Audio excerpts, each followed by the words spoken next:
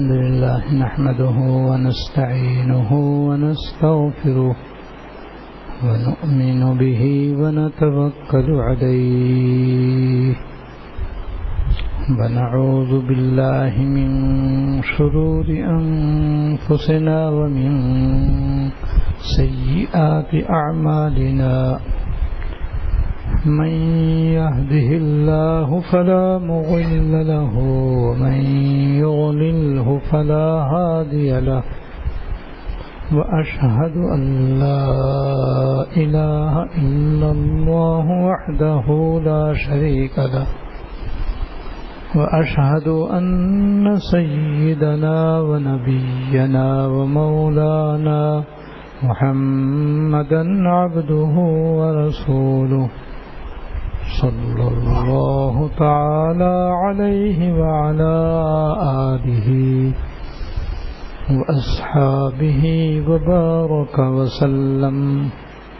وبارك وسلم تسليما كثيرا أما بعد فأعوذ بالله من الشيطان الرجيم بسم الله الرحمن الرحيم قل إن كنتم تحبون الله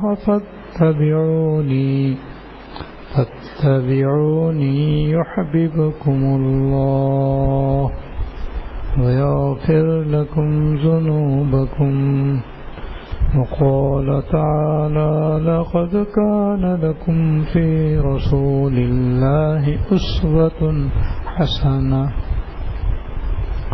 صدق الله العظيم. میرے قابل احترام بزرگوں،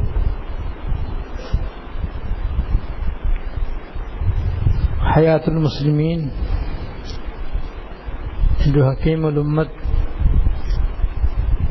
حضرت مولانا تھانوی رحمۃ اللہ علیہ کی مشہور و معروف کتاب ہے، جس میں حضرت نے قرآن و حدیث کی روشنی میں ایسے اعمال بیان فرمائے ہیں جن پر عمل کرنے سے مسلمانوں کی دنیاوی زندگی بھی ذلت سے عزت میں تبدیل ہوتی ہے، پریشانی دور ہو کر عافیت نصیب ہوتی ہے، بے قراری دور ہو کر سکون نصیب ہوتا ہے، اور دنیا ہی میں جنت کا سا مزہ آ جاتا ہے.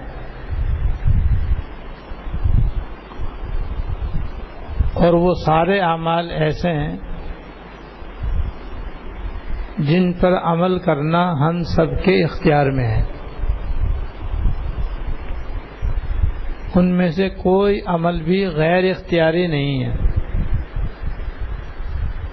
کوئی عمل بھی ایسا نہیں ہے کہ اس پر عمل کرنا مشکل ہو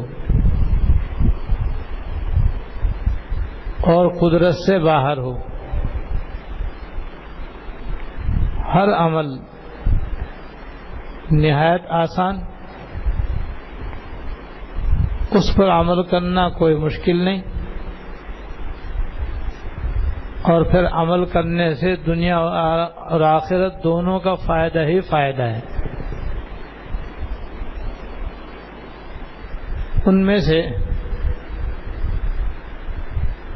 8ویں روح میں حضرت تھانوی رحمۃ اللہ علیہ نے سرکار دو عالم جناب رسول اللہ صلی اللہ علیہ وسلم کی سیرت طیبہ کا ذکر فرمایا ہے.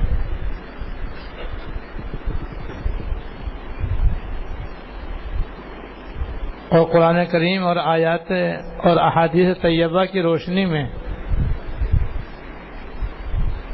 نبی اکرم صلی اللہ علیہ وسلم کی عادتیں،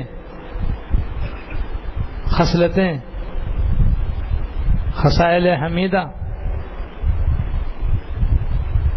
اور پیاری پیاری عادتوں کا ذکر فرمایا ہے،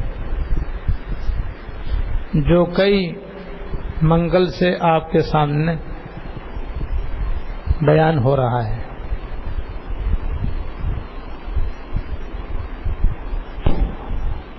آج بھی انشاءاللہ تعالی ان کا بیان ہوگا، اور یہ 8ویں روح انشاءاللہ تعالی آج مکمل ہو جائے گی۔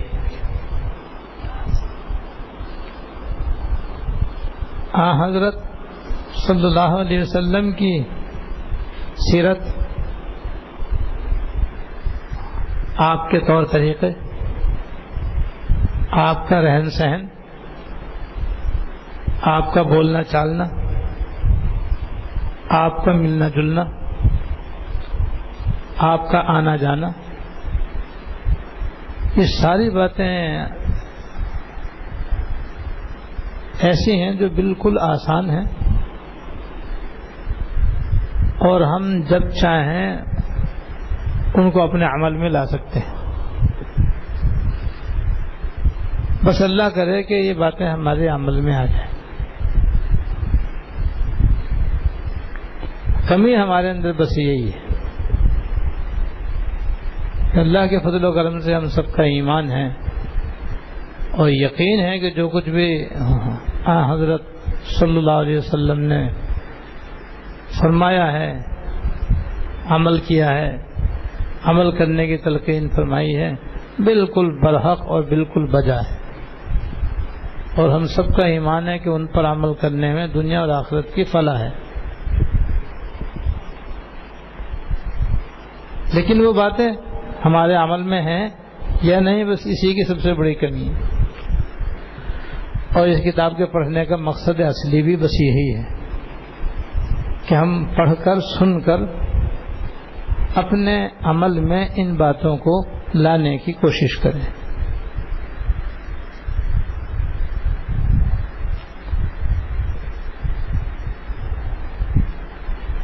اور عمل میں لانے کے لیے پہلے میں 2 باتیں بیان کر چکا ہوں، مختصراً دوبارہ اس لیے عرض کرتا ہوں کہ تاکہ بات تازہ ہو جائے اور یہ جو روح ہے ختم ہونے سے پہلے اس کا طریقہ بھی معلوم ہو جائے۔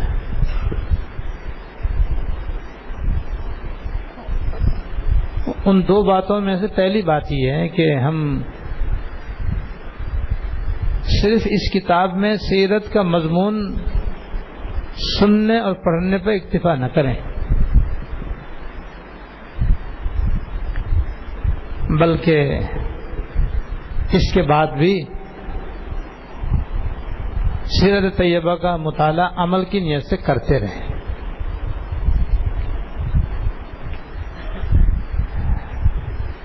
اس کے لیے میں نے 1-2 کتابیں بتلائی تھی، پھر دوبارہ بتا دیتا ہوں، کیونکہ ابھی یہ ہمارے مدرسوں میں سالانہ چھٹیاں آ رہی ہیں۔ یہ سالانہ چھٹیاں ہمارے بزرگوں نے نہ گرمی میں رکھی ہیں نہ سردی میں رکھی ہیں، صرف شعبان، رمضان، شوال میں رکھی ہیں، تاکہ ان مبارک ایام میں زیادہ سے زیادہ ہم عمل کی طرف توجہ دے سکیں، زیادہ سے زیادہ عمل کی طرف توجہ دے سکیں، اور ان چھٹیوں کو عمل اختیار کرنے میں گزار سکیں۔ تو ان چھٹیوں میں ہم زیادہ سے زیادہ مطالعہ کریں۔ تو ایک کتاب تو ہے مشہور و معروف، بارہا میں آپ کے سامنے اس کا ذکر کر چکا ہوں، اس کا نام ہے علیکم بسنتی۔ یہ بہت چھوٹی اور مختصر سی کتاب ہے، اور سیرت طیبہ کی اور سنتوں کی یہ چھوٹی سی کتاب ہے جس کو نورانی قاعدہ کہنا چاہیے۔ اس میں سرکار دو عالم جناب رسول اللہ صلی اللہ علیہ وسلم کی 24 گھنٹے کی سنتیں بھی ہیں، دیگر اوقات کی سنتیں بھی ہیں، آپ کی عادات کا بھی بیان ہے، آپ کی شکل و صورت کا بھی ذکر ہے۔ یہ رسالہ بہت ہی مختصر، بہت ہی آسان اور بہت ہی عمل کرنے کے لیے ناگزیر ہے، اور امیدیں آپ میں سے اکثر کے پاس انشاءاللہ ہوگا، نہیں ہو تو وہی لے لیں۔ آپ کی ساری سنتیں آپ کی سیرت طیبہ ہے، اور وہ ساری باتیں آپ دیکھیں گے ایسی ہیں کہ ہم وہ سارے کام روزانہ کرتے ہیں،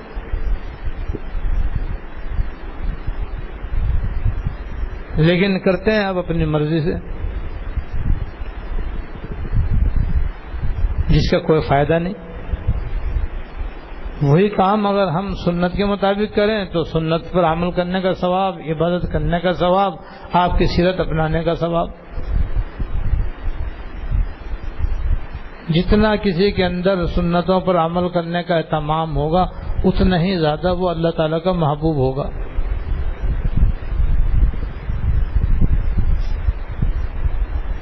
تو ایک کتاب تو یہ ہے۔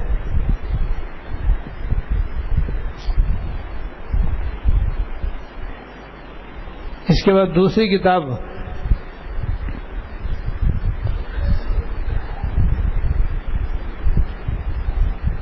حضرت تھانوی رحمۃ اللہ علیہ کی لکھی ہوئی ہے اور مشہور و معروف ہے وہ بھی، اس کا نام ہے نشر الطیب، اس کا نام ہے نشر الطیب۔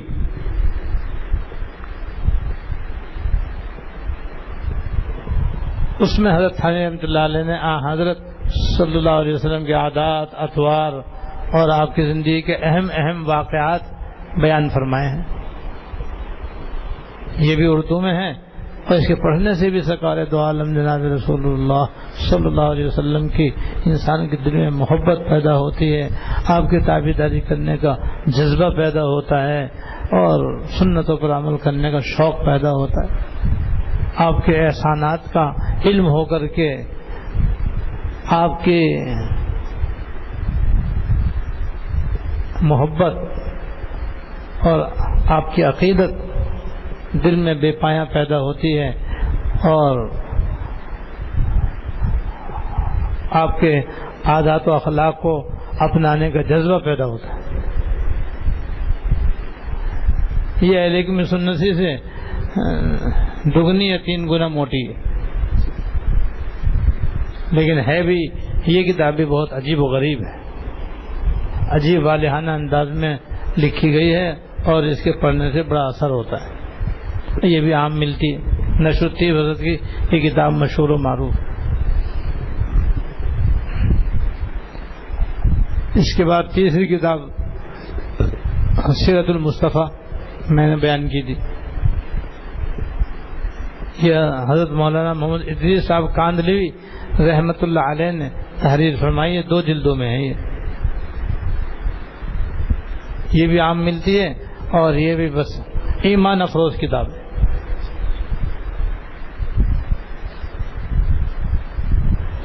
تو ایک تو یہ کہ ہمارا مطالعہ سیرت طیبہ کا ہونا چاہیے، اور عمل کرنے کی نیت سے ہونا چاہیے، ساتھ ساتھ دعا بھی ہونی چاہیے کہ یا اللہ اپنے فضل سے، اپنے کرم سے مجھے حضور کی عادات، آپ کے خصائل اور آپ کے اوصاف کو اپنانے کی اور ان پر عمل کرنے کی توفیق عطا فرما۔ تھوڑا تھوڑا پڑھیں، عمل کرنے کی نیت سے پڑھیں، پھر عمل کرنے کی کوشش کریں، کوشش کرنے کے ساتھ ساتھ دعا مانگیں۔ پھر یہ ایسا نسخہ ہے کہ کوئی انشاءاللہ تعالی محروم نہیں رہے گا، اور یہ ہماری زندگی کا بہت اہم مقصد ہے جو اس طرح انشاءاللہ پورا ہو سکے گا۔ ایک کام تو یہ ہے۔ دوسرا کام یہ ہے کہ کسی نہ کسی متبع سنت، متبع شریعت اللہ والے سے اپنا تعلق قائم کرنا چاہیے، اور ان کی خدمت میں، صحبت میں آنا چاہیے، ملنا چاہیے، اور اس نیت سے ملنا چاہیے تاکہ میں بھی شریعت کا پابند ہو جاؤں اور سنتوں پر عمل پیرا ہو جاؤں. کوئی اہم کام ہو تو بغیر ان کے مشورے کے نہ کریں.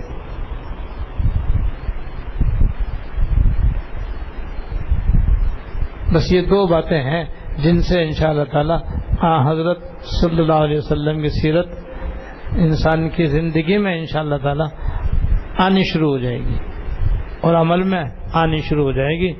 اور جس دن یہ سنتیں اور مبارک سیرت زندگی کا حصہ بننے لگے گی وہ ہماری زندگی کا سب سے بڑا مبارک دن ہوگا اور کامیابی کا دروازہ ہوگا انشاءاللہ تعالی.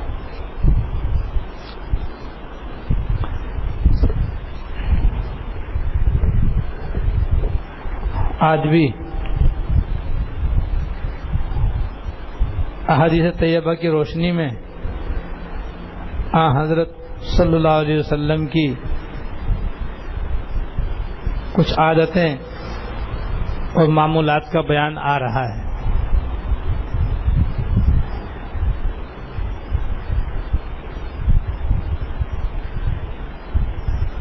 مصافحے میں تواضع،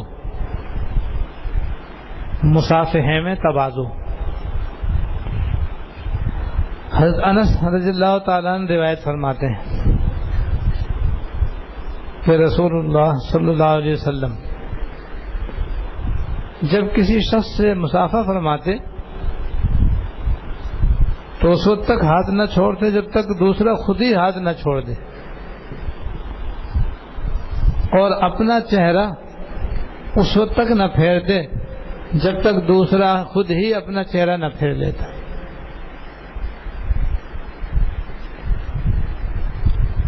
یہ سرکار دو عالم جناب رسول اللہ صلی اللہ علیہ وسلم کی یہ بھی مبارک عادت تھی کہ جب آپ کسی سے ملتے تو سلام کرتے تھے، اور اگر کوئی دوسرا سلام کرتا تو آپ اس کا جواب دیتے تھے،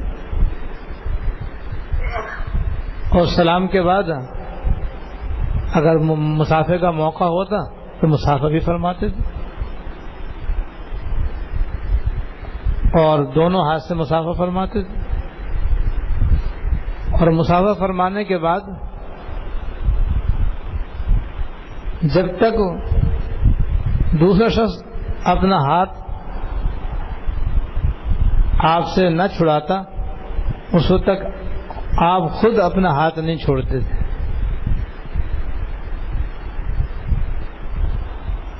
اور جب تک وہ اپنا چہرہ آپ سے نہ پھیرتا آپ نہیں پھیرتے تھے. یہ معمولی بات نہیں ہے. جب وہ اپنا ہاتھ چھوڑتا تو آپ بھی چھوڑ دیتے، جب وہ اپنا چہرہ پھیرتا تو آپ بھی پھیر لیتے تھے. جب تک وہ آپ کی طرف متوجہ رہتا تو آپ بھی متوجہ رہتے. جب تک وہ اپنا ہاتھ آپ کے ہاتھ میں رکھتا آپ اس کا ہاتھ اپنے ہاتھ میں لیے رہتے.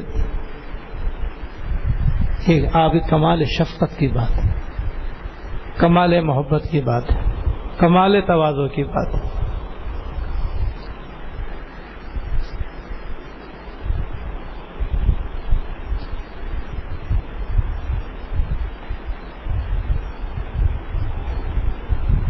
اور اس حدیث میں کبھی آپ کو اپنے صحابہ کے سامنے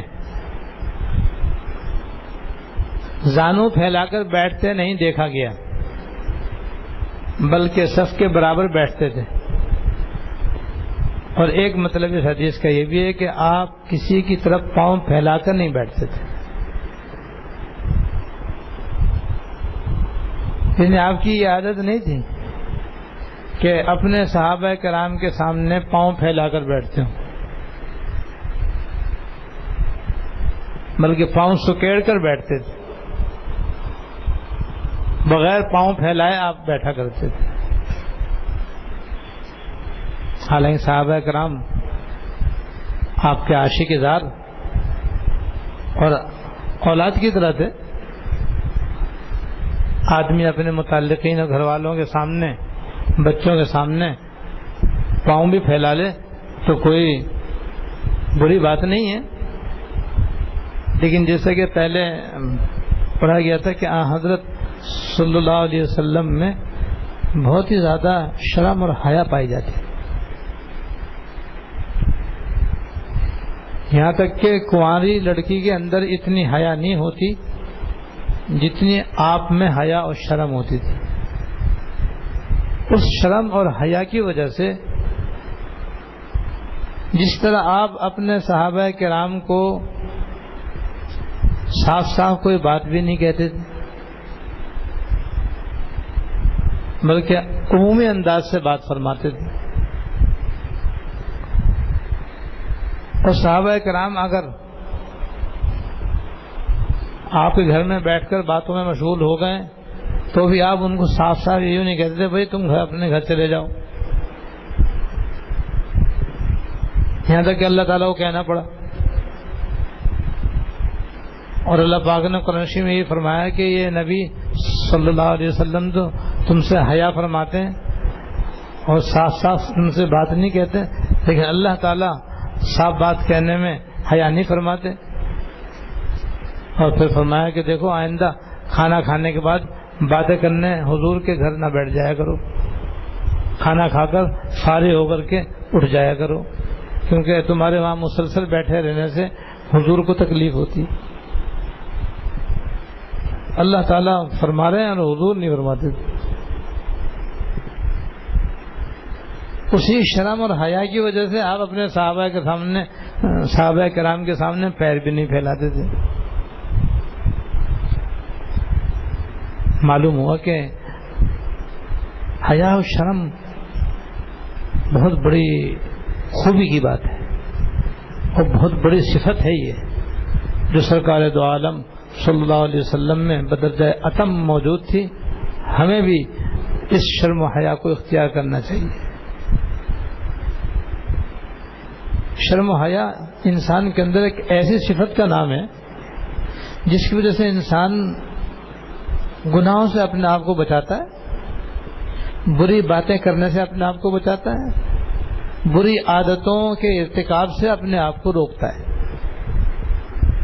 انسان کی طبیعت گوارا نہیں کرتی کہ کسی کے ساتھ بدتمیزی کرے، بد تہذیبی کرے، بد اخلاقی کا مظاہرہ کرے، بے شرمی بے حیائی کا ارتکاب کرے، یا بے شرمی اور بے حیائی کے مناظر کو از خود دیکھے، کسی کو ستائے، پریشان کرے، کسی کو تکلیف پہنچائے، کسی کو ایذا دے۔ حیا ان سب باتوں سے آدمی کو روکتی ہے۔ ہمارے اندر بھی انشاءاللہ تعالیٰ یہ صفت آ گئی تو پھر ایسے ہی ہوگا انشاءاللہ تعالیٰ۔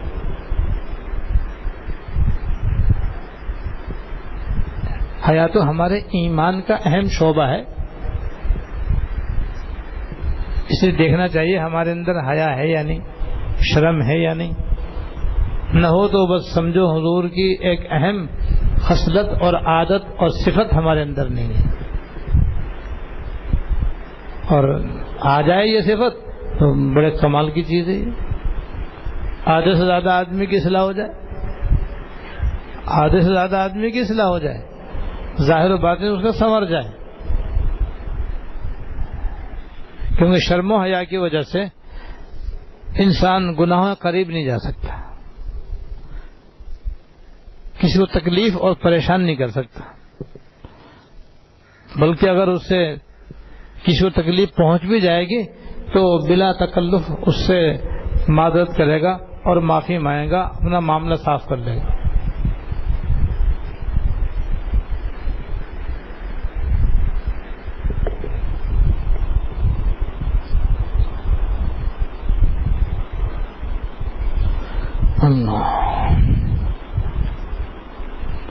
آگے حضرت فرماتے ہیں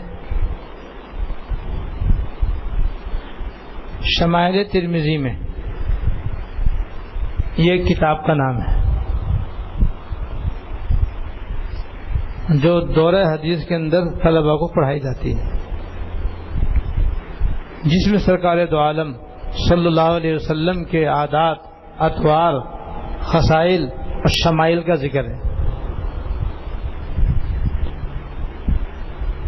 اس میں حضرت فرماتے ہیں کہ حضور کی تواضع اور اخلاق کے بارے میں 2 لمبی حدیثیں مذکور ہیں. ان احادیث کے بعد جملے یہاں پر نقل کیے جاتے ہیں. چنانچہ گھر کے اندر کے معمولات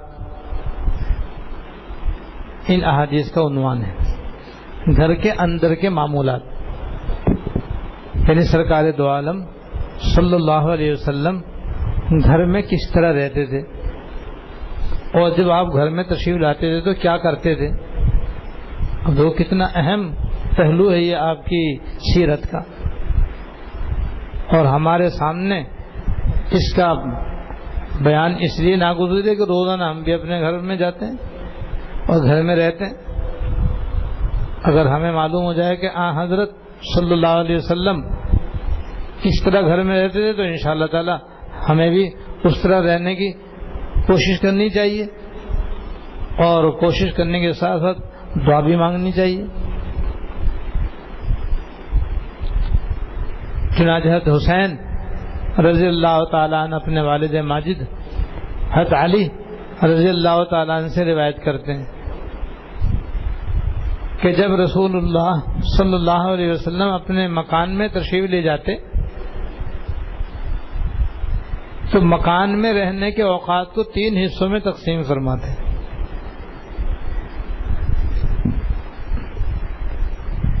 جس سے ایک نظم معلوم ہوا کہ آپ کی زندگی کے اندر نظم و ضبط تھا. گھر کے اندر بھی جس میں عام طور پر آدمی بالکل آزادانہ طور پر رہتا ہے، آپ وہاں کے اوقات کو بھی 3 حصوں پہ تقسیم فرما دیتے ہیں. معلوم اپنی طبیعت کے اندر نظم اور ضبط قائم کرنا چاہیے. گھر سے باہر کی زندگی بھی منظم ہونی چاہیے، گھر کے اندر کی زندگی بھی منظم ہونی چاہیے.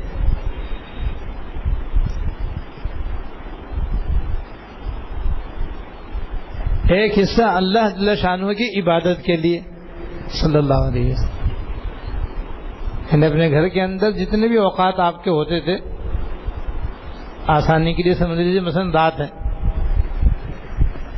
تو اس سے 3 حصے آپ فرما دیتے، جیسا بھی آگے بھی آ رہا ہے انشاءاللہ تعالی.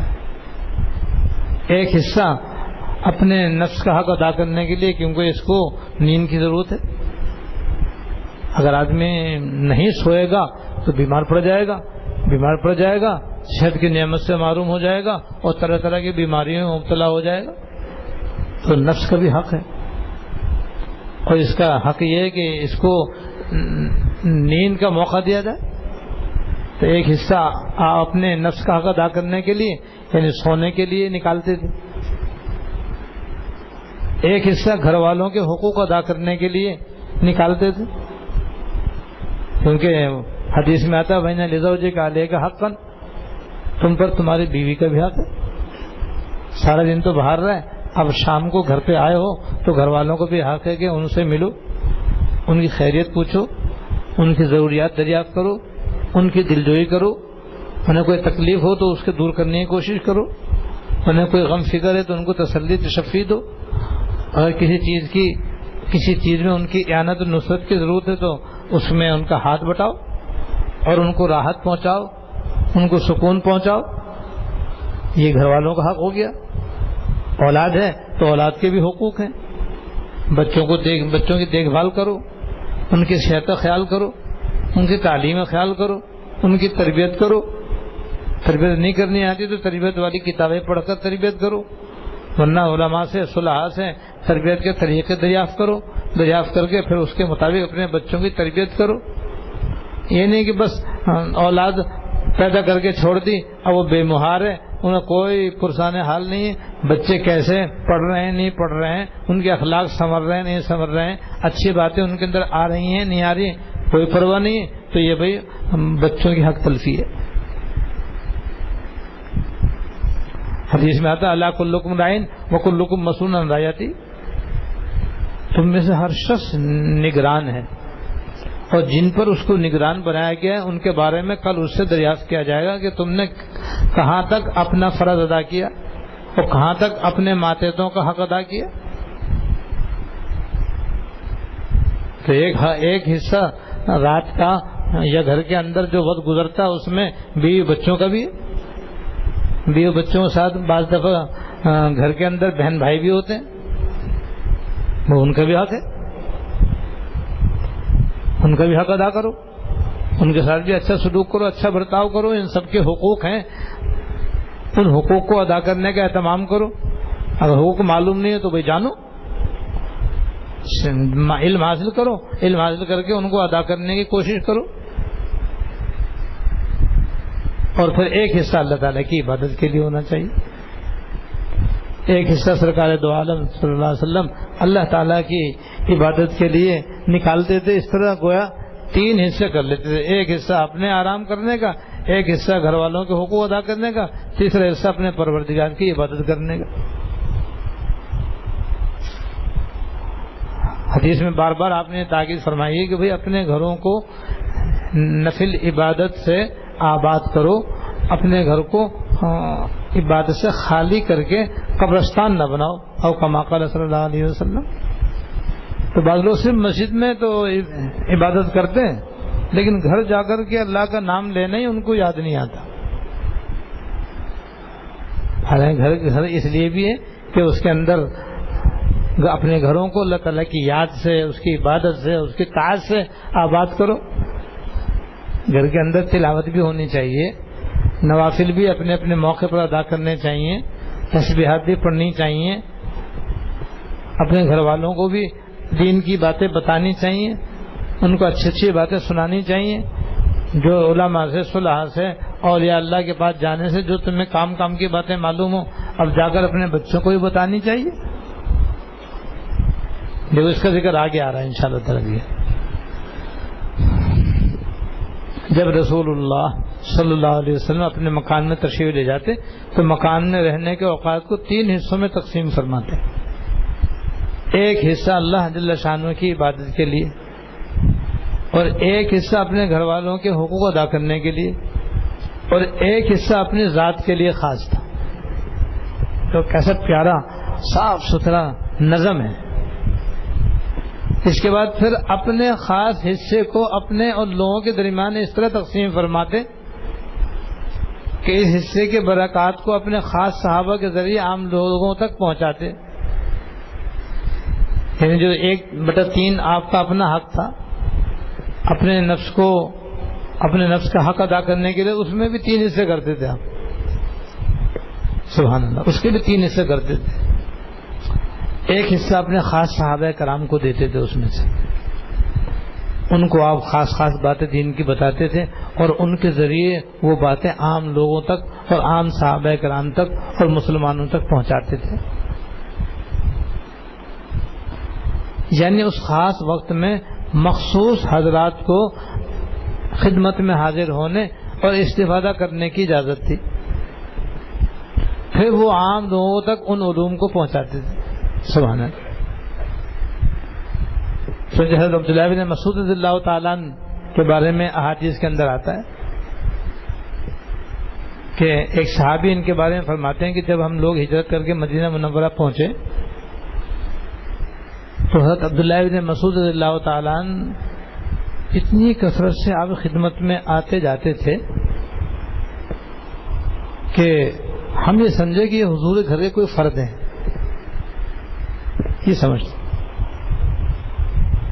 اور بعض صحابہ کرام کو ایسی اجازت تھی کہ ہر وقت جب بھی آپ اپنے مردانے میں ہوتے اور گھر کے اندر ہوتے, ان کو بغیر اجازت لیے آنے کی اجازت تھی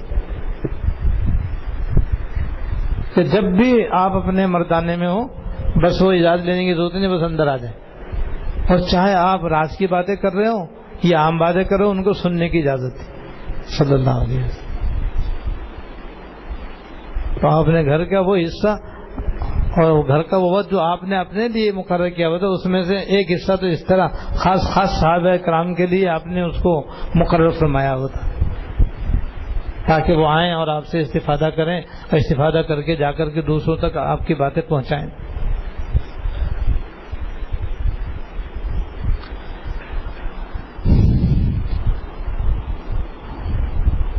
اپنے مخصوص اوقات میں جو امت کو استفادے کی اجازت تھی اس میں آپ کی عادت مبارکہ یہ تھی کہ جو اہل فضل ہوتے یعنی علم و عمل میں دوسروں سے فوقیت رکھنے والے ہوتے آپ ان کو ترجیح دیتے تھے اپنی خدمت میں آنے کے لیے،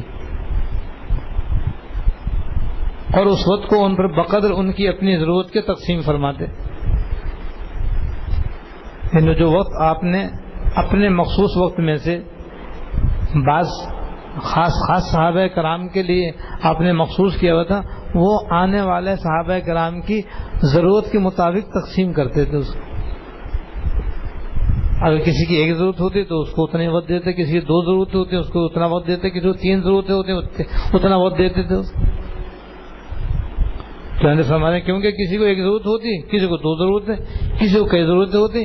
آپ ان صحابہ کرام کو ایسی کاموں میں مشغول رکھتے جس میں ان کی اور امت کے مصلحت و فائدہ ہو، جیسے مسائل شرعیہ معلوم کرنا، مناسب حالات کی اطلاع کرنا وغیرہ. اور سبھی آپ صلی اللہ علیہ وسلم کے طالب بن کر آتے اور علمی فوائد حاصل کرنے کے علاوہ کچھ کھا پی کر جاتے. یعنی جو خاص صحابہ کرام آپ کے پاس آتے تھے اور آپ سے استفادہ کرتے تھے تو آپ جہاں ان کو علمی فائدہ پہنچاتے تھے وہاں ان کو جو کچھ گھر میں موجود ہوتا کھلا پلا کر بھیجتے تھے صلی اللہ علیہ وسلم.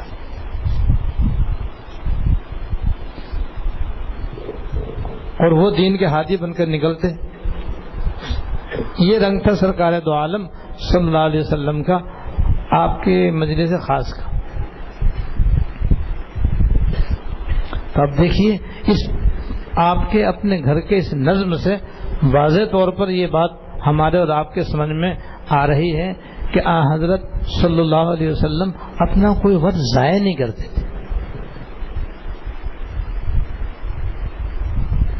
اور آپ کی زندگی کے اندر بے نظمی نہیں تھی.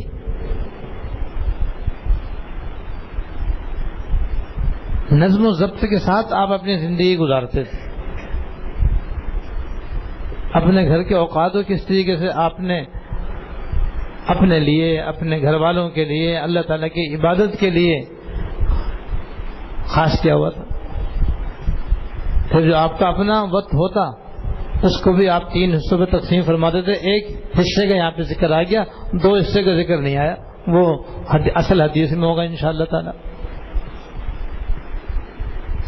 معلوم ہوا کہ انسان کو زندگی بے مہار نہیں گزارنی چاہیے کہ نہ کھانے کا کوئی وقت ہے، نہ پینے کا کوئی وقت ہے، نہ سونے کا کوئی وقت ہے، نہ ملنے کا کوئی وقت ہے.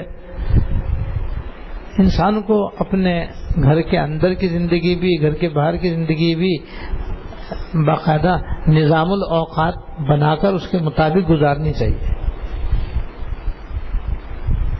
یہ سرکار دو عالم جناب رسول اللہ صلی اللہ علیہ وسلم کی سیرت طیبہ کا ایک اہم پہلو ہے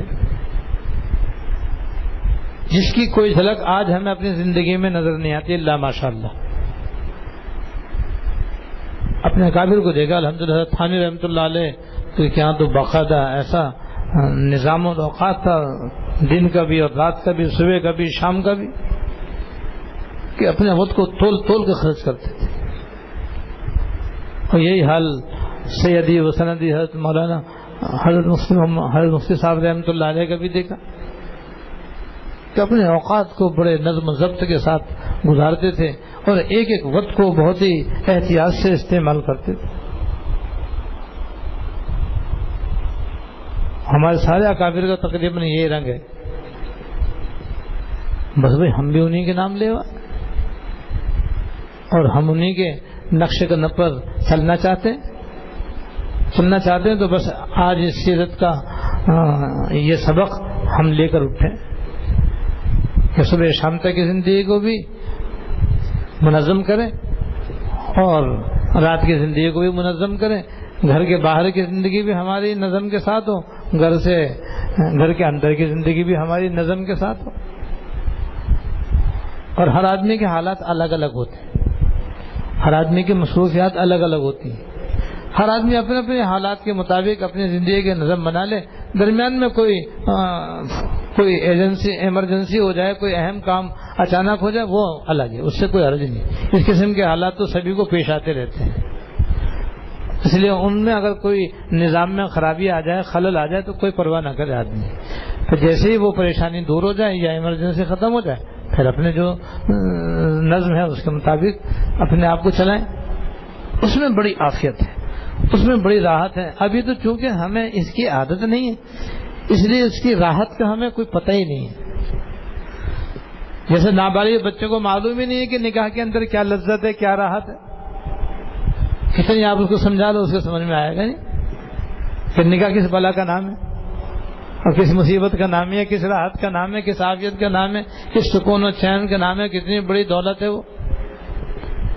بس ایسے ہی ہمارا فی الحال ایسے ہی حال ہے کہ ہمیں اس کی راحت کا کچھ پتہ نہیں ہے بالکل، اور جب انشاءاللہ ہماری طبیعت میں نظم آئے گا تو پھر پتہ چلے گا یہ اصل زندگی تو اسی کا نام ہے۔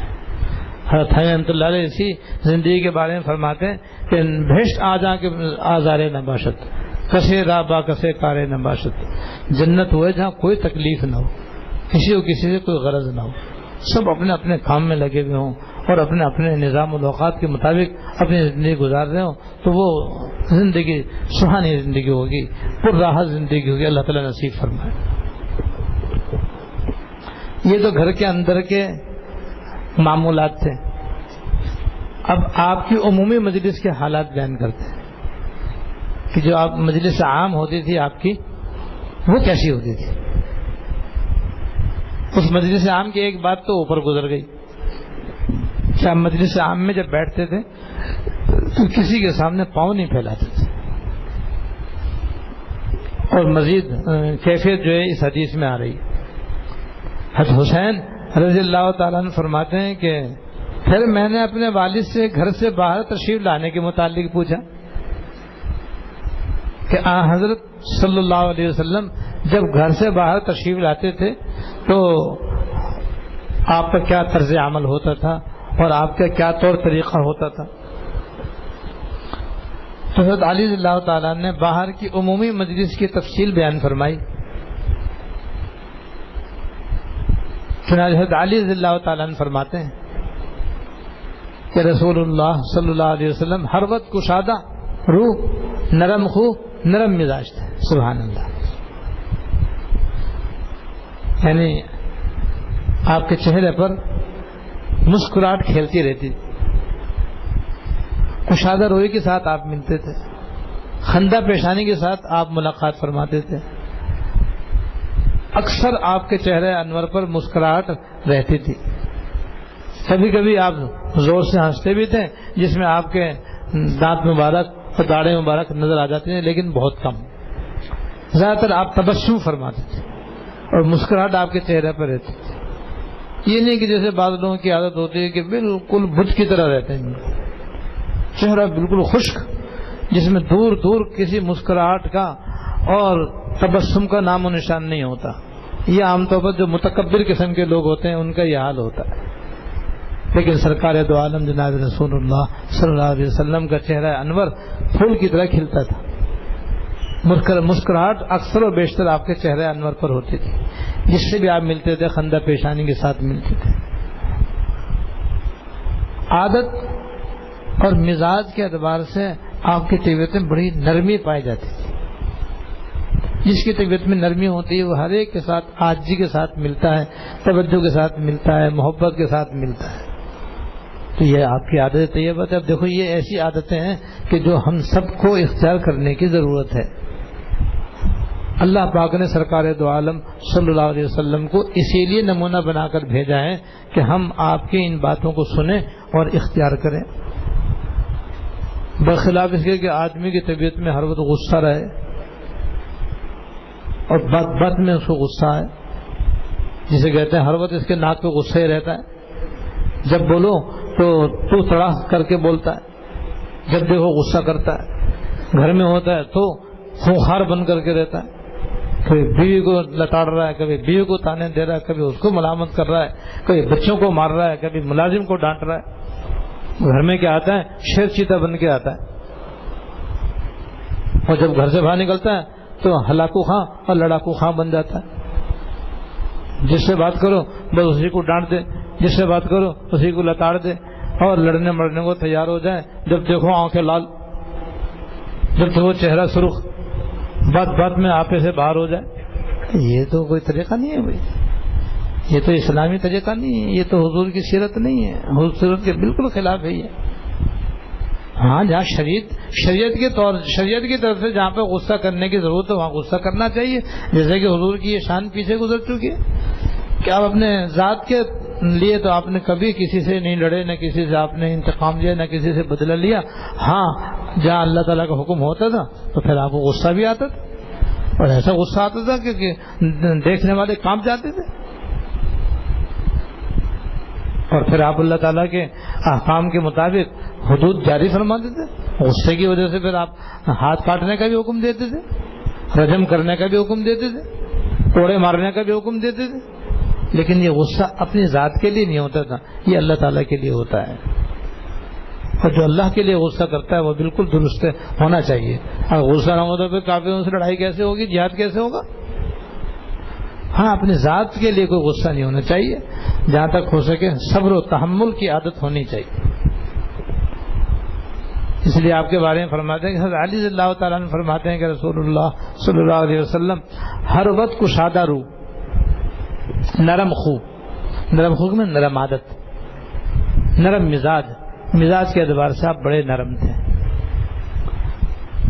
آپ صلی اللہ علیہ وسلم کی موجودگی میں لوگ آپس میں جھگڑتے نہیں تھے.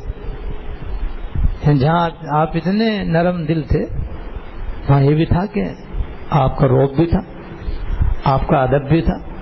صحابہ کرام آپ کا بڑا احترام کرتے تھے اور اس کی وجہ سے آپ کے سامنے آپس میں لڑائی جھگڑا نہیں کرتے تھے. جو آپ کے روبرو کوئی بات کرتا اس کے فارغ ہونے تک آپ خاموش رہتے، یعنی پوری توجہ سے اس کی بات سنتے.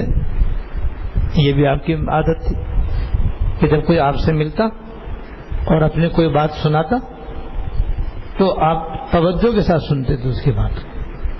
حالانکہ صبح شام تک آپ کی زندگی نہایت مصروفیت میں گزرتی تھی.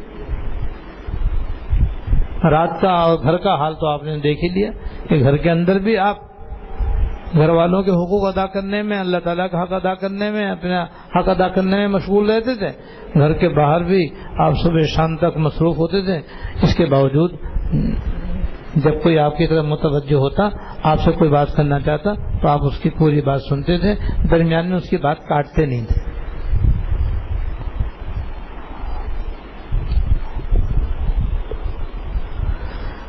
کوئی اجنبی آدمی اگر گفتگو سوال میں جاہلانہ طرز اختیار کرتا، بدتمیزی کرتا تو اس پر آپ تحمل فرماتے.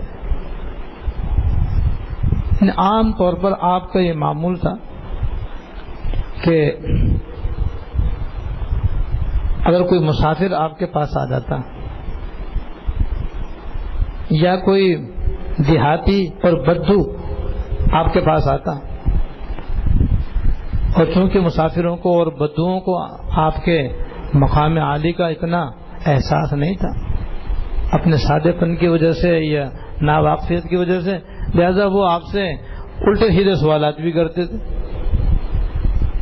وہ سوالات دوسرے صحابہ کرام جو ہر دم آپ کی خدمت میں حاضر باش رہتے تھے وہ اندازہ کرتے تھے کہ یہ تو بڑے تکلیف دہ سوالات ہیں، ایسی باتیں تو انہیں نہیں کرنی چاہیے، یہ تو حضور کی ناگواری کا باعث ہو سکتے ہیں. لیکن اس کے باوجود آپ ان کے ساتھ ان کی نامناسب باتوں کو برداشت کرتے تھے اور ان سے ناراض نہیں ہوتے تھے اور ان کو ڈانٹتے نہیں تھے، تنبیہ نہیں کرتے کہ تم کیا باتیں کر رہے ہو، یہ کرنے کی باتیں، ایسے نہیں کرتے. جیسے بھی وہ جس انداز سے بھی باتیں کرتے تھے آپ ان کی ان نامناسب باتوں کو، نامناسب طرز عمل کو برداشت فرماتے تھے.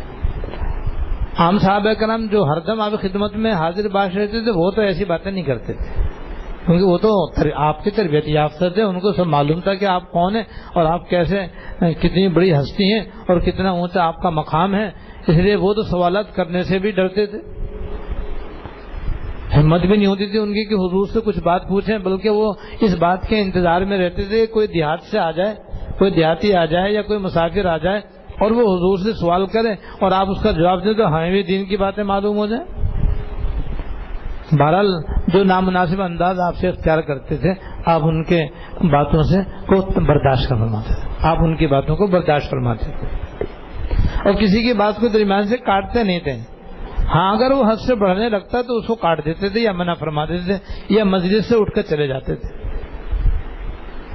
اور کوئی حد سے زیادہ لمبی بات کرتا جسے کوئی فائدہ نہیں, جیسے بعض لوگوں کے اندر عادت ہوتی ہے کہ اصل بات تو بتاتے نہیں, پہلے ایک بہت لمبی چوڑی تمہید اپنی قائم کریں گے اور الف سے یا تک پہلے وہ ساری بات سنائیں گے, پھر جا کر کے آخر میں اپنا مدعا پیش کریں گے. تو بھئی یہ بڑی تکلیف دہ صورتحال ہوتی ہے, خاص طور سے جو آدمی مشغول ہو مصروف ہو اس کو اس سے بڑی تکلیف ہوتی ہے. تو اگر کوئی ایسی بات کرتا تو پھر آپ درمیان میں بات کاٹ دیتے تھے اور اس کو مزید بات کرنے سے منع کر دیا کرتے. اس لیے کہ صبر و تحمل کی بھی اخلاق کی بھی ایک حد ہے, وہ بھی آپ نے بتا دی کہ بھئی کسی حد تک تو کسی کی نامناسب بات اور غیر ضروری بات سننا مناسب ہے, لیکن حد سے زیادہ کوئی ایسا کرنے لگے تو پھر مناسب نہیں ہے, پھر منع کرنا چاہیے. تو آپ منع بھی کر دیا کرتے تھے اور بعض مرتبہ آپ خود ہی مجلس سے اٹھ کے چلے جاتے تھے. جب آپ اٹھ جائیں گے ظاہر ہے وہ بدلانا چھوڑ دے گا, لیکن اٹھ کر جانے سے آپ اس کو سبق دے دیتے تھے کہ بھئی غیر ضروری بات نہیں کرنی چاہیے, فضول بات نہیں کرنی چاہیے, بیکار بات نہیں کرنی چاہیے, ایسی بات نہیں کرنی چاہیے جس میں دوسرے کا بس ضائع ہو اور کوئی حاصل نہ ہو اس کا. یہ تھا آپ کی عام مجلس کا رنگ صلی اللہ علیہ وسلم. اور یہ برتاؤ تو اپنے تعلق والوں سے تھا اور مخالفوں کے ساتھ جو برتاؤ تھا اس کا بھی کچھ تذکرہ کیا جاتا ہے. سبحان اللہ. یعنی آپ کا اپنے صحابہ کرام کے ساتھ تو یہ طرز عمل تھا جس کا تھوڑا سا ذکر آپ نے ابھی سنا, اور کچھ آپ کا طرز عمل اپنے مخالفوں اور دشمنوں کے ساتھ بھی تھا, وہ بھی عجیب و غریب تھا. آپ اس کا ذکر فرماتے ہیں. حضرت ابو ہریرہ رضی اللہ تعالیٰ عنہ سے روایت ہے کہ ایک موقع پر رسول اللہ صلی اللہ علیہ وسلم سے عرض کیا گیا, یا رسول اللہ مشرکین کے خلاف بد دعا کیجیے. آپ صلی اللہ علیہ وسلم نے جواب میں فرمایا, میں لعنت کرنے کے لیے نہیں بھیجا گیا ہوں, میں تو رحمت بنا کر بھیجا گیا ہوں. اللہ پاک نے قرآن شریف میں فرمایا, ما ارسلناک الا رحمۃ للعالمین, اور ہم نے آپ کو نہیں بھیجا ہے مگر تمام جہان والوں کے لیے رحمت بنا کر. تو مشرکین جو کہ آپ کو طرح طرح سے تکلیفیں پہنچاتے تھے, آپ کو طرح طرح سے ستاتے تھے, پریشان کرتے تھے, اس کے باوجود آپ عام طور پر ان کے حق میں بد دعا نہیں فرماتے, اور یہ فرماتے تھے کہ میں بد دعا کرنے والا بنا کر نہیں بھیجا گیا ہوں, رحمت بنا کر بھیجا گیا ہوں. فائدہ آپ صلی اللہ علیہ وسلم کی عادت مبارک دشمنوں کے حق میں بھی دعا خیر کرنے کی تھی. البتہ کبھی کبھی اپنے مالک حقیقی سے فریاد کے طور پر کچھ درخواست فرما دیتے, یہ اس لیے ہوتا ہے کہ دشمنوں کے شر سے آپ کی حفاظت ہو جائے. کبھی کبھی آپ بد دعا بھی فرماتے تھے لیکن کم, زیادہ تر آپ ہدایت کی دعا فرماتے تھے. چنانچہ آپ کی زندگی میں کافروں کی طرف سے سب سے زیادہ جو تکلیف پہنچی ہے وہ اس وقت پہنچی جب آپ ہدایت کا پیغام لے کر اہل طائف کے پاس پہنچے اور وہاں کے سرداروں سے جا کر کے ملے اور ان کو توحید کی دعوت دی, اسلام کی دعوت دی, کفر و شرک سے بچنے کی تاکید فرمائی. تو جس طرح کفار مکہ نے آپ کی اس دعوت کو رد کر دیا, اہل طائف نے بھی رد کر دیا, اور نہ صرف رد کیا بلکہ آپ کو ستایا, بدتمیزی کی, تکالیف دی, اور بچوں کو آپ کے پیچھے لگا دیا جو آپ کے پتھر مارتے جاتے تھے اور آپ آگے چلتے جاتے تھے, یہاں تک کہ آپ کا جسم مبارک لہو لہان ہو گیا اور آپ کے دونوں نالے مبارک خون سے بھر گئے. تو سب سے زیادہ تکلیف آپ کو اس وقت ہوئی. اس کا واقعہ نیچے آ رہا ہے. تو اللہ پاک نے جبرائیل امین کے ذریعے پہاڑوں کا فرشتہ بھیجا.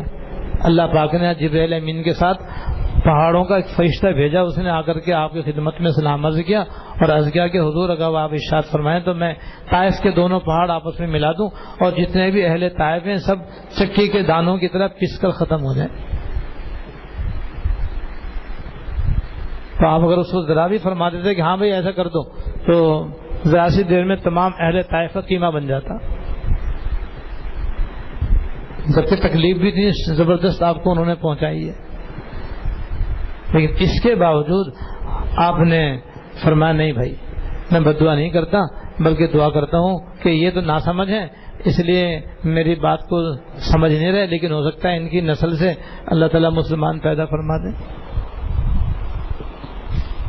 اسی طرح مکہ مکرمہ فتح ہو جانے کے بعد جب آپ نے طائف پر حملہ کیا اور اس کا محاصرہ کیا تو کافی دن محاصرہ کرنے کے باوجود طائف فتح نہیں ہوا. بہت کوشش کی لیکن فتح نہیں ہوا. تو پھر آپ اس کو ایسے چھوڑ کر اور اہل طائف کے لیے یہ دعا کر کے کہ اللہ ان کو ہدایت دے دے تو ان کو میری تابعداری نصیب فرماؤ کما قال, یہ ہدایت کی دعا کر کے آپ وہاں سے واپس لوٹے. اس وقت بھی آپ نے بد دعا نہیں فرمائی. تو شروع میں بھی نہیں بد دعا فرمائی, آخر میں بھی بد دعا نہیں فرمائی. حالانکہ وہ دشمن تھے, آپ کے مقابلہ کر کے جان بچا کر طائف بھاگے تھے اور وہاں جا کر کے قلعہ بند ہو گئے تھے, لیکن آپ نے لڑنے کی کوشش تو فرمائی لیکن بد دعا نہیں فرمائی آپ نے, بلکہ دعا فرمائی کہ یا اللہ بنو ثقیف کو ہدایت عطا فرما. آپ کی اس دعا کا یہ عالم ہے کہ آج طائف 14 سال سے مسلمانوں کا گہوارہ بنا ہوا ہے. تو آپ نے فرمایا تھا نا کہ مجھے امید ہے کہ ان کی اولاد مسلمان ہو جائے گی, اس لیے آپ نے بد دعا نہیں فرمائی. تو یہ شانتی کے دشمنوں کے بھی آپ بد دعا نہیں فرماتے تھے.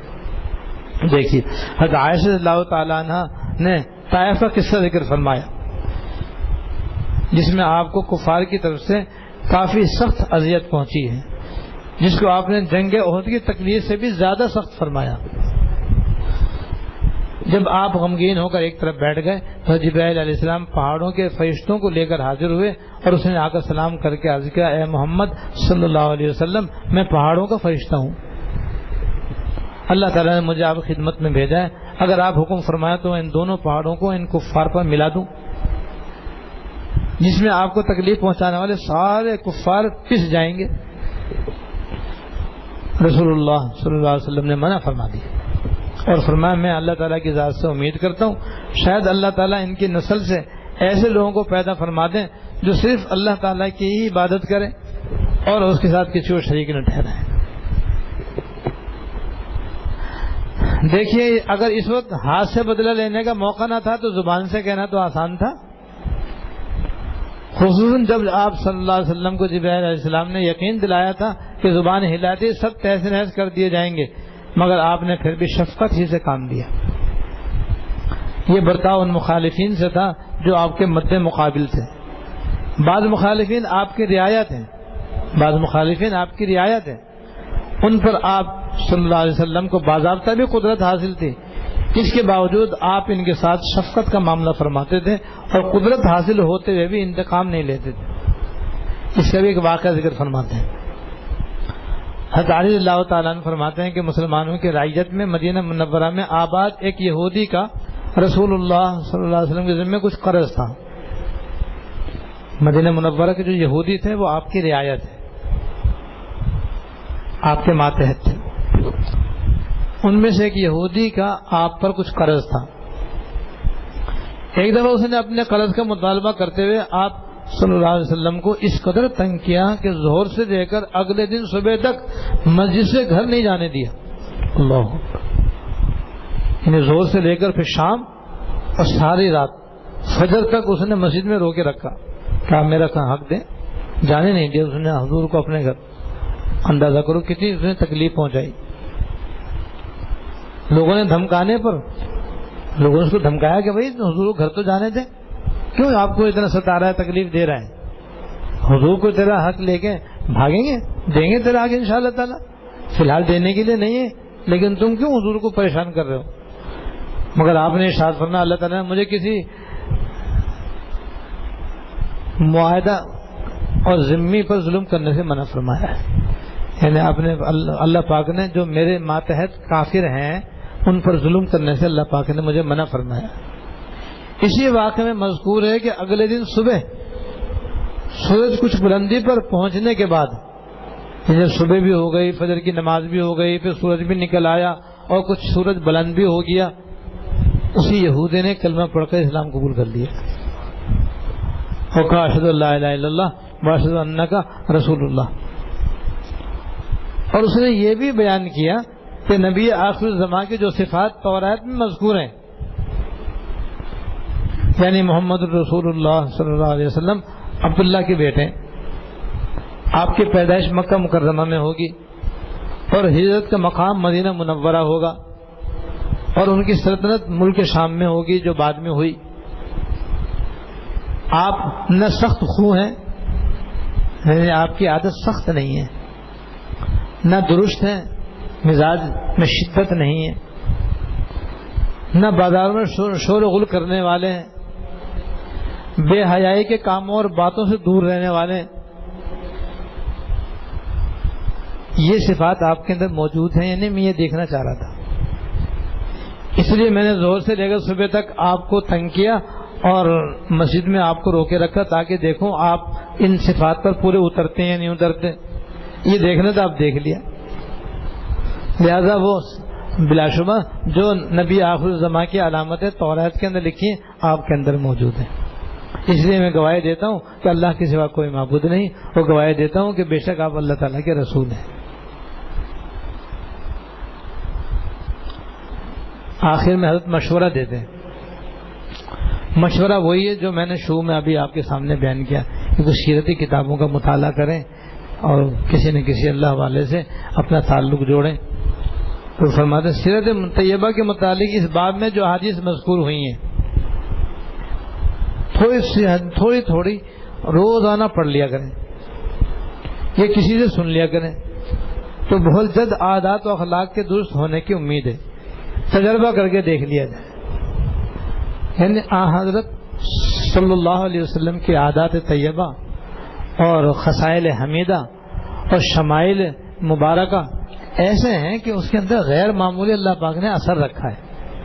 اگر تھوڑا روزانہ پڑھیں گے تو اس کا اثر ہوگا اور دیکھتے دیکھتے انشاءاللہ تعالی وہ عادات و خصائل ہمارے اندر انشاءاللہ پیدا ہونی شروع ہو جائیں گی. کیونکہ ہمارا تو ایمان یہی کہتا ہے کہ بس حضور علیہ الصلوۃ والسلام ہمارے لیے آخری نمونہ ہے.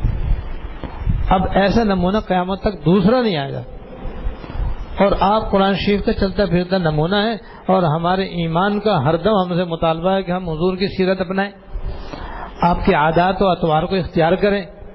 جب پڑھیں گے تبھی تو ہمارے اندر یہ جذبہ بیدار ہوگا. تو ایک تو پڑھنا اور پڑھنے کے ساتھ ساتھ جب کسی اللہ والے کی صحبت اختیار کریں گے تو اس میں بھی اثر ہے. اور اللہ والے جو ہیں وہ بھی یہی کہتے ہیں، بالخصوص ہمارے سلسلے میں تو یہی تلقین اور تعلیم کی جاتی ہے کہ بھائی اتباع سنت کا اہتمام کرو، اتباع سنت کا اہتمام کرو، اتباع سنت کا اہتمام کرو. تو اس پر سنتوں پر عمل کرنے سے ایک خاص بات یہ ہوتی ہے کہ ایک تو اللہ تعالیٰ اس سے محبت کرنے لگتے ہیں، اللہ تعالیٰ اس بندے سے محبت کرنے لگتے ہیں، اور جب اللہ تعالیٰ محبت کرنے لگتے ہیں تو اللہ تعالیٰ اس بندے کو اپنی طرف کھینچ لیتے ہیں، جس کو کہتے ہیں جذب ہونا، جذب فرمانا. کہ اللہ تعالیٰ بندے کو اپنی طرف کھینچ لیتے ہیں. وہ کھینچتے جب محبت فرماتے ہیں. محبت ہوتی ہے حضور کے عادات و اطوار اور سنتوں پر زیادہ سے زیادہ عمل کرنے سے. اور آدمی کامیاب اسی وقت ہوتا ہے جب اللہ تعالیٰ بندے کو اپنی طرف کھینچ لیتے ہیں. لہذا اللہ تعالیٰ طرف اگر ہم پہنچنا چاہتے ہیں اور چاہتے ہیں کہ اللہ تعالیٰ ہم سے راضی ہو جائیں اور ہم سے محبت فرمانے لگے، اپنا قرب خاص عطا فرما دیں، بس حضور کی سیرت طیبہ کا روزانہ مطالعہ ہو اور کسی نہ کسی اللہ والے کی صحبت میں رہنا نصیب ہو. اللہ پاک توفیق عمل عطا فرمائے. واخر دعوانا.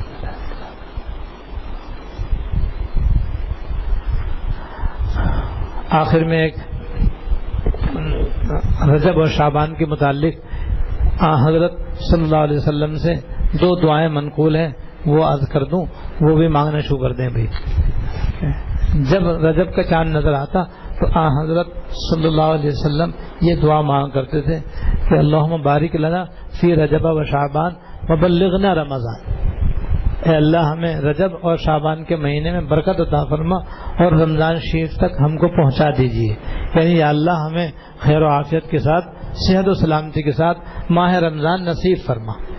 تو ایک تو یہ دعا شروع کر دیں بھائی، یہ صحیح حدیث سے ثابت ہے اور حضرت صلی اللہ علیہ وسلم سے اس کا مانگنا ثابت ہے، لہذا یہ دعا مانگ کریں تاکہ اللہ تعالی ہم سب کو رمضان شریف کے مبارک مہینے سے مالا مال فرمائے اور ہمیں رمضان شریف کی نعمتوں سے، برکتوں سے، رحمتوں سے اور مغفرتوں سے محروم نہ فرمائے۔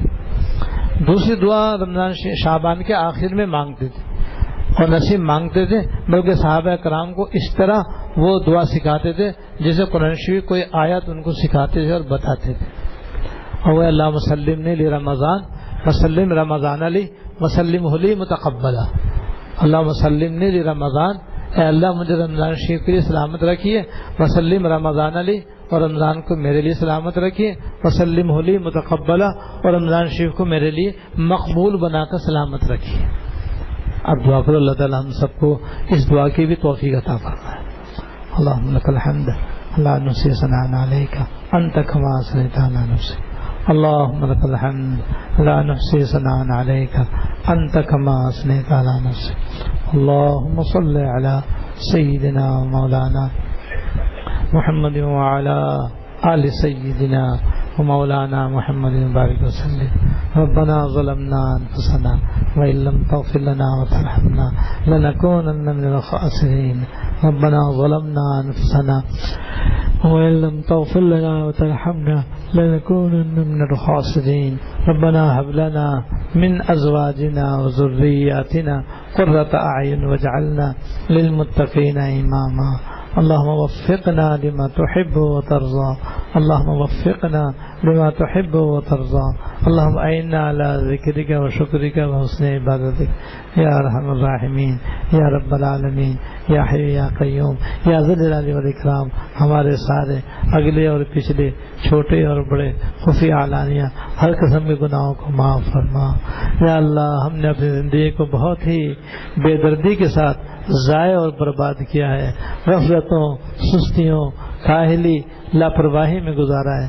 یا اللہ اپنے رحمت سے ہماری اس کوتاہی کو معاف فرما، یا اللہ ہماری اس غفلت کو معاف فرما، یا اللہ ہماری سستی اور کاہلی کو معاف فرما اور دور فرما۔ یا اللہ ہمیں اپنی زندگی کو نظم و ضبط کے ساتھ گزارنے کی توفیق عطا فرما۔ یا اللہ سرکار دو عالم جناب رسول اللہ صلی اللہ علیہ وسلم کی سنتوں پر عمل کرنے کی توفیق عطا فرما۔ یا اللہ آپ کے عادات و اطوار کو اور آپ کے خصائل اور شمائل کو اپنانے کی توفیق عطا فرما۔ یا اللہ یا اللہ یا اللہ ہم سب کو متبع سنت بنا دیجیے، متبع شریعت بنا دیجیے، ساری زندگی حضور کی سنتوں کے مطابق گزارنے کی توفیق عطا فرما۔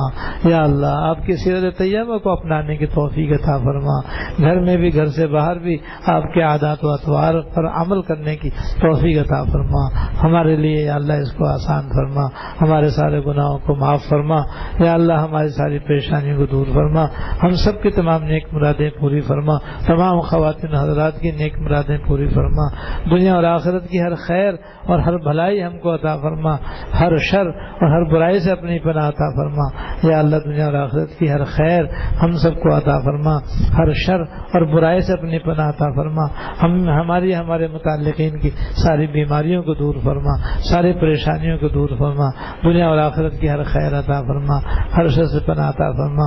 یا اللہ جو لوگ بے روزگار ہیں ان کو بہتر سے بہتر روزگار عطا فرما۔ یا اللہ جو بے روزگار ہیں ان کو بہتر سے بہتر روزگار عطا فرما، جن کی روزی تنگ ہے یا اللہ ہماری اور ان کی روزی کشادہ و فراخ فرما۔ ہم کو ہماری اولاد و نسل کو تا زندگی غیب سے بلا مشقت و بغیر پریشانی کے خوب حلال و طیب روزی عطا فرما۔ یا اللہ خوب حلال و طیب روزی عطا فرما۔ یا اللہ جتنے مسلمان مرد عورت بچے بوڑھے بیمار ہیں سب کو صحت کاملہ عاجلہ مستمرہ دائمہ عطا فرما۔ یا اللہ سب کو صحت کاملہ عاجلہ مستمرہ دائمہ عطا فرما، تا زندگی ہم سب کو صحت کے ساتھ سلامت رکھنا۔ یا اللہ دنیا میں سلامتی ایمان، سلامتی اعضاء اور سلامتی ہوا سے خمسہ ظاہرہ اور باطنہ کے ساتھ اٹھانا. یا اللہ سلامتی ایمان، سلامتی اعضاء، سلامتی ہوا سے خمسہ ظاہرہ باطنہ کے ساتھ دنیا سے اٹھانا. یا اللہ دنیا سے اس حال میں اٹھانا آپ کے کسی بندے کا کوئی حق ہمارے ذمہ واجب نہ ہو. یا اللہ آپ کے کسی بندے کا کوئی حق ہمارے ذمہ واجب نہ ہو. یا اللہ اپنے حقوق کی کوتاہیاں بھی معاف فرما دینا، اپنے حقوق کی ساری کوتاہیاں بھی معاف فرما دینا. یا اللہ رمضان شریف کا مہینہ قریب ہے، شعبان کا مہینہ شروع ہو گیا ہے. یا اللہ ہمیں رجب اور شعبان کے مہینے میں برکت عطا فرما اور عافیت کے ساتھ رمضان شریف کا مہینہ نصیب فرما. یا اللہ عافیت کے ساتھ، صحت کے ساتھ، اپنی رضا کے ساتھ، قبولیت کے ساتھ، روزے اور تراویح کی توفیق کے ساتھ ماہ رمضان نصیب فرما. یا اللہ ماہ رمضان نصیب فرما. یا اللہ ہمیں رمضان شریف کے لیے سلامت رکھنا، رمضان شریف کو ہمارے لیے سلامت رکھنا، رمضان شریف کو ہمارے لیے مقبول بنا کر سلامت رکھنا. یا ارحم الراحمین، یا رب العالمین، یا حی یا قیوم، یا ذی الجلال والاکرام، ہم سب کو خوب توفیق عمل عطا فرما، خوب توفیق عمل عطا فرما. ہمارے ظاہر کی بھی اصلاح فرما اور باطن کی بھی اصلاح فرما، اور ہمیں اپنے نیک اور مخلص بندوں سے یا اللہ قلبی تعلق اور قلبی لگاؤ نصیب فرما. یا اللہ اپنے نیک اور مخلص بندوں کی صحبت نصیب فرما، ان کی مجالست اور ہم نشینی عطا فرما. یا ارحم الراحمین، سرکار دو عالم صلی اللہ علیہ وسلم نے آپ سے دنیا اور آخرت کی جتنی بھلائیاں مانگی ساری ہم کو عطا فرما، ساری ہم کو عطا فرما، ساری ہم کو عطا فرما. اور جن چیزوں سے حضور نے پناہ مانگی ان سب سے ہم کو پناہ عطا فرما، پناہ عطا فرما، پناہ عطا فرما. یا اللہ سارے فتنوں سے ہماری حفاظت فرما، ہر قسم کے حادثات سے، سانحات سے، واقعات سے، آفات و بلیات سے ہماری حفاظت فرما. ربنا تقبل منا انك انت السميع العليم وتب علينا انك انت التواب الرحيم. صلی اللہ تعالی علی النبی الکریم محمد وآلہ وصحبہ اجمعین. آمین برحمتک یا